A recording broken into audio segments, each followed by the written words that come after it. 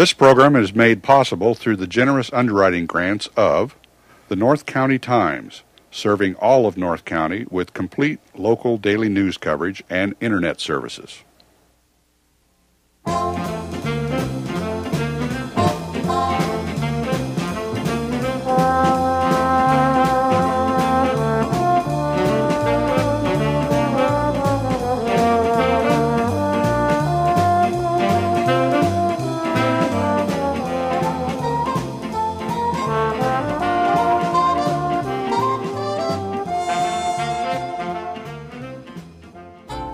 Welcome to another edition of Living Legacies. This is Tom Morrow, and today we have an old friend that we're visiting with, Claud Phillips.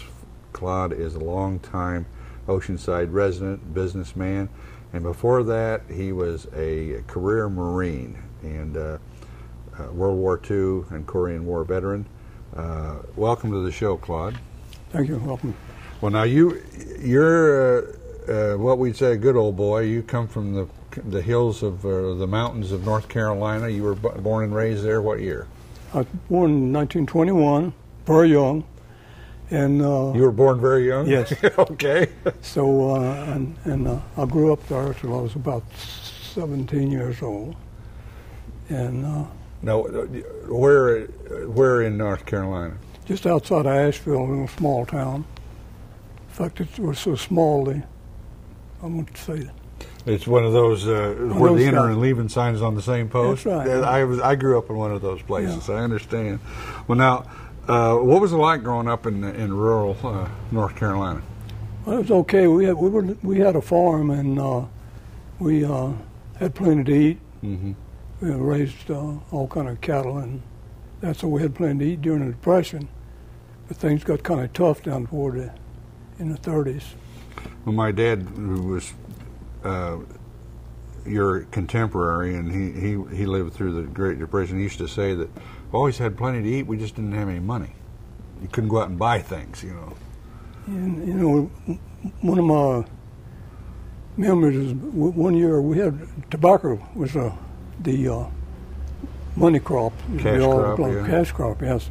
So one year after we paid all the fertilizer bills and the seed bills and all that, my dad poured 75 cents out on the table, and that was a year's work.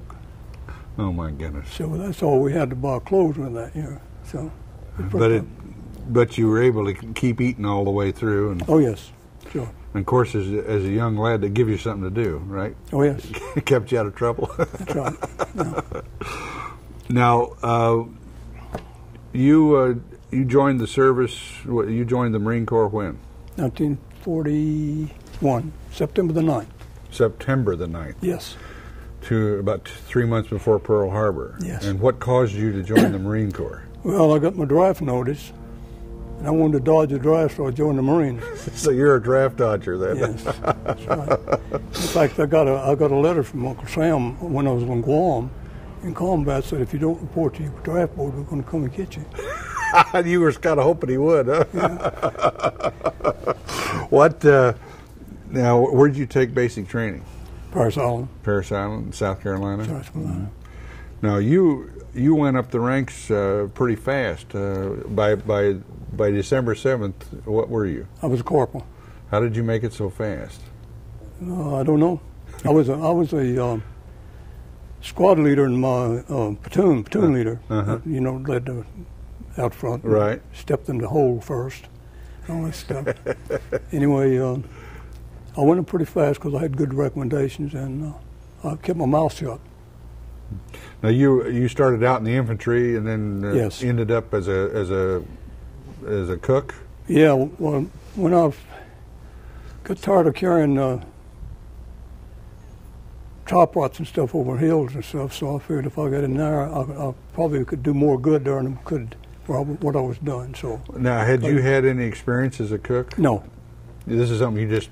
I worked as in a restaurant on the weekends when I was just before the war, mm-hmm. and I would work behind the counters to get a little extra money for I worked on the weekends, and also you see the nice girls come in there. Yeah. Well, so How long did it take him to send you overseas? We went to Camp Lejeune for training, formed the 3rd Marine Division, and we went from that, we went, I don't remember just how long it was, but not very long, until we were aboard ship and we headed for the Pacific. And what was your first stop? American Samoa. But I mean, where the fighting was, where the shooting was. Well, we come through Guadalcanal. They just about had it secured when we got there, and but our first major contact with the enemy was in Bougainville. Don't hear much about it, but it was a tough campaign. Well, what you have told me the story several times that I always thought was kind of funny. That in the service at that time, the troops were being converted over from the old 303 rifle to the it was an old Springfield, right? The old Springfield deer rifle, and it had 5 shots, 5 rounds, and you had to do the both things. Yeah. So they came out with the M1, and that was an 8-shot. 8-shot round. So what the Marines would do, they would go ahead and fire 5 rounds and then wait. Well, the Japanese would stick their head up. Because the Japanese were expecting That's right. you to have to reload at 5 rounds. That's right. And that was you had to jump on them for a while on that. That's right. Well, now you had said that you got your unit got the M1s from the Seabees when they came over. No, I don't remember just how we got them. They replaced them. I don't remember exactly when we got the M1s, but we got them before Bougainville. Well, how many campaigns were you in? And I was in Bougainville and Guam. It was a total of 47 months. Yes. That's a long time to be away from home. Yeah. No leaves or anything in those days. None. Well, we went to New Zealand for about 60 days, I think. We stopped off in New Zealand and regrouped after Bougainville. Very nice place.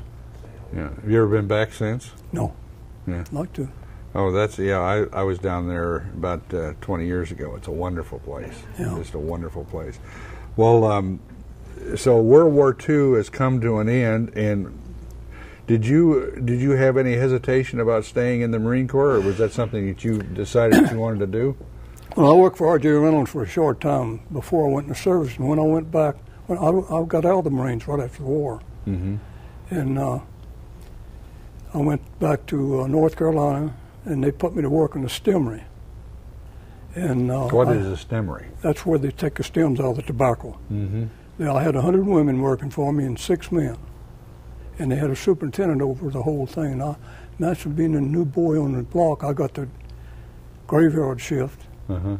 So every night, this superintendent would come by and take one of my girls and take her out and leave me one short.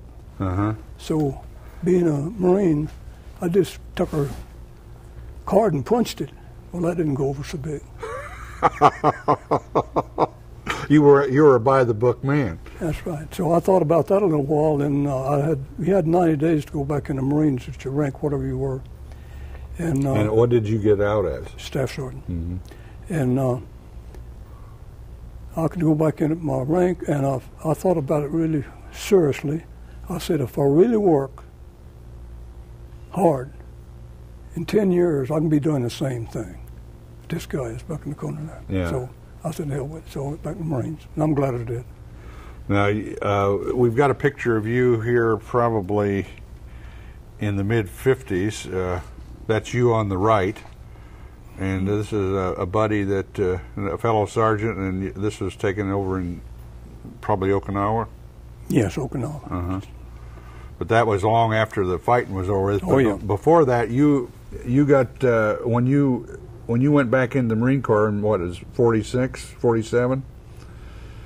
I think so. Yeah, well, then it wasn't too long before things started heating up again with the Korean War. That happened in 1950, but you met somebody that was a big part of your life before you had to go to Korea. First, when I come back from the war, I went to Quantico and then went back to Camp Pendleton, and they sent us out to China.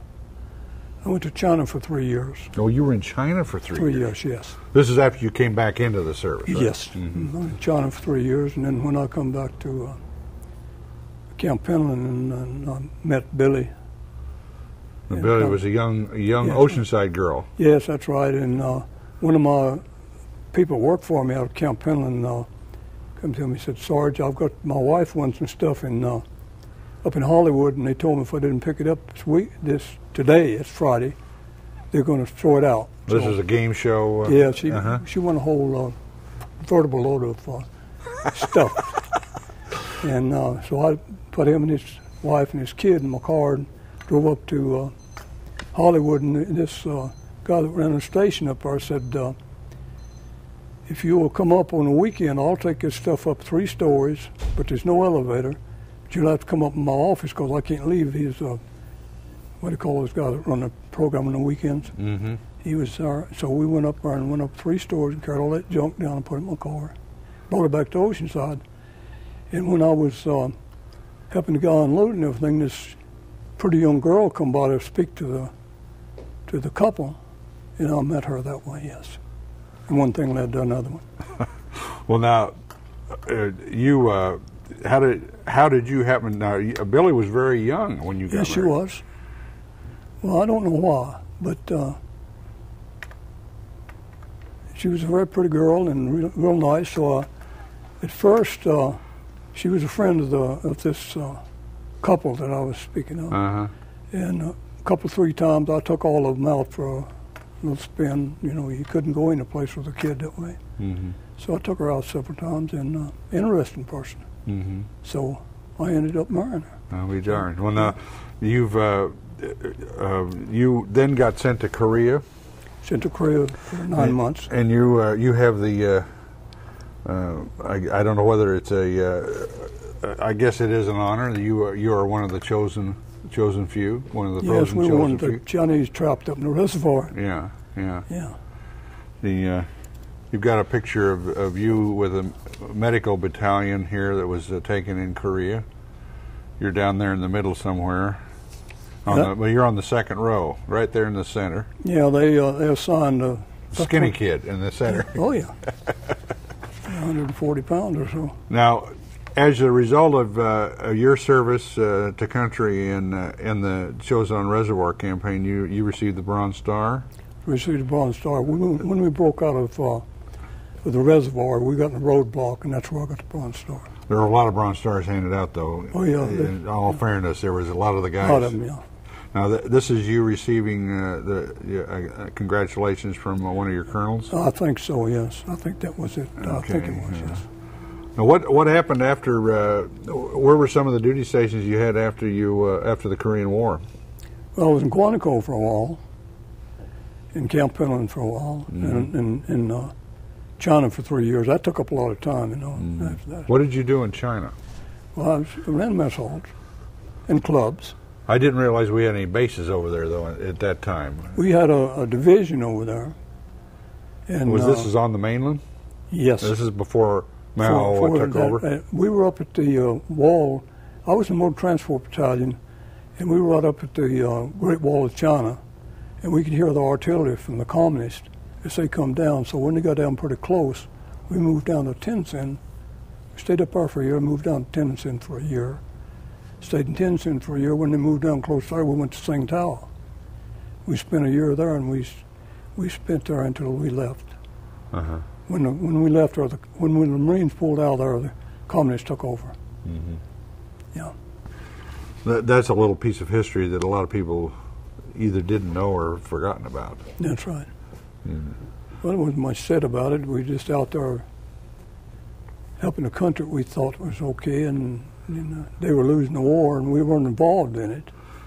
So we just kept moving down. As the communists moved down, we'd move down. Well, it was the nationalist troops, which were led by Chiang Kai-shek, right. And he had been an ally during World War II. Mm-hmm. Well, of course, Mao had too. They had kind of smoked the peace pipe during World War II and kind of joined forces to fight the Japanese. But after World War II, all the fighting started again. You know, I played golf in China every day for 3 years. except when it's too bad. I play 9 holes every day, 18 on Saturday, 18 on Sunday. And a lot of fun. That's all there was to do out there. You had a choice. You could either play golf, go to the club and drink beer, or stay in the barracks. So when the place to go. You still play golf? Not now. I used to. Yeah. Yeah. My shoulders cut me out of the golf game. So, in 1961, you retired from the Marine Corps after 20 years? Right. And did you come right back here at Oceanside? I come back to Oceanside. That's where.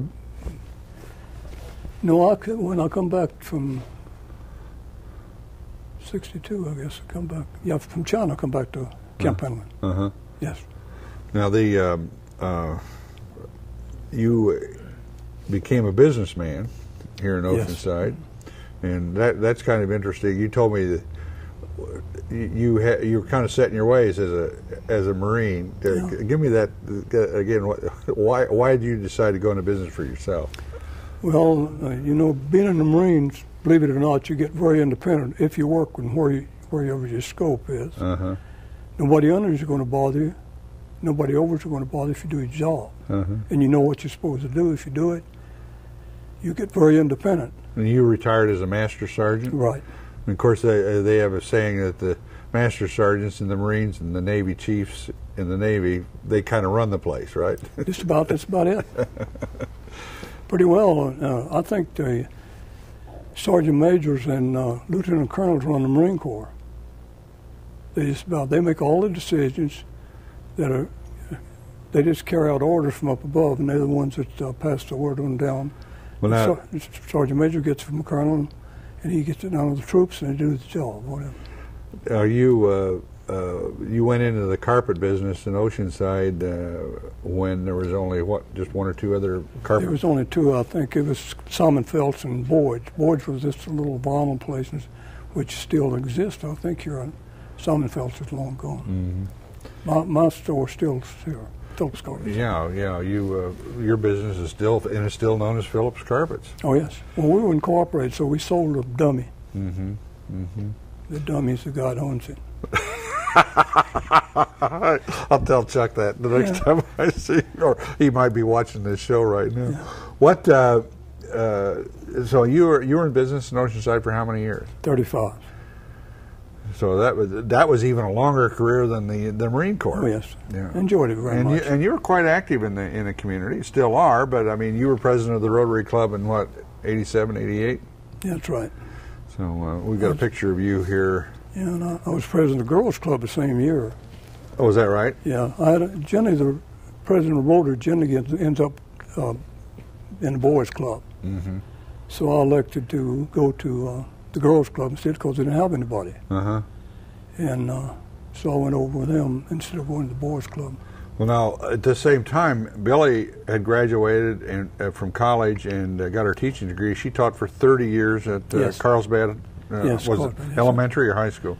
She taught junior high and high school. Okay. And then she also helped you at the business. The two of you worked in...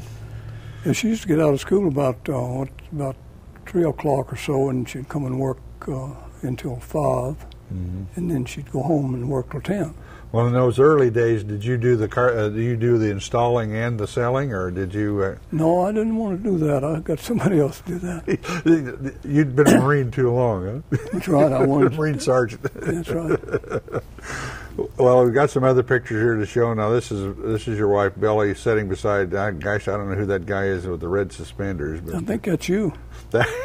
That was on our cruise up to Alaska a couple of years ago. Enjoyed it very much. Yeah, that was a great trip. You know, when we went out to that glacier, this lady was there in another group, and there was a big bar out there, and she wanted to take pictures of it, and she was falling down the hill trying to take pictures, and this guy was right behind her trying to get her to the back of the neck, keep her to that bird. He had a fish in his mouth. I think he would have. Well, he probably thought she was going after the fish. That's right. Yeah. Kind of dumb. Now, this is a picture of you with some fellow veterans during the 4th of July.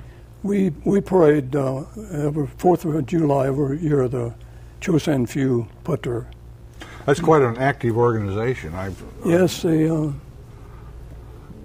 very active throughout the whole country. I would imagine that there's probably per capita more Chosin veterans here in the North County than probably anywhere else in the.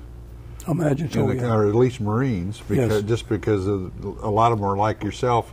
You just stayed here after you retired from the Marine Corps. Yeah. It was formed in Hawaii. Some young sergeant decided that we should have an organization. He started the Chosin Few. That's what. Well, it's a great organization. I've had the privilege of speaking toward it before it a couple of times, and. You know, up in North Korea, it got 35 below zero, and we were outside all the time, so that was pretty tough to go. So our 35 below. 35 below. But that wasn't the wind chill factor. No, was even colder than that one. That's right. It got down to 50, 60 below. Oh yes, sure. Anyway, our motto is keep warm. So an organization. Yes. Yeah, keep warm. Yeah. Keep warm. Yeah. That's right. Now this other picture is you and Billy are quite the square dancers. We were. I lost my hearing, so I can't square dance anymore. Any noise in the background, I'm in trouble. So, yeah. So I had to quit about a year ago. I stayed in and taught square dancing for about a year after I quit dancing because the classes are quiet. Well, what organizations are you involved in beside the Chosin Few? And I know you and I go to Rotary every week. What other organizations? Well, I'm a Shriner. Belong to Albar Shrine, Masons, and Scottish Rite. Yeah. And I belong to the Elks. Everybody else does too, just about. How's the Elks Club doing? Oh, so. It seems to me like the Elks is a grand old organization that young people just haven't quite grasped gravitated toward, and it's one of those things that doesn't seem to have any new blood coming in. Is it? That's true. And almost the only one that's making out pretty good is Rotary, and most of the organizations have the same problem. Do you find that service to communities has changed a lot since you entered back in '61? I think so. What happened in the '60s?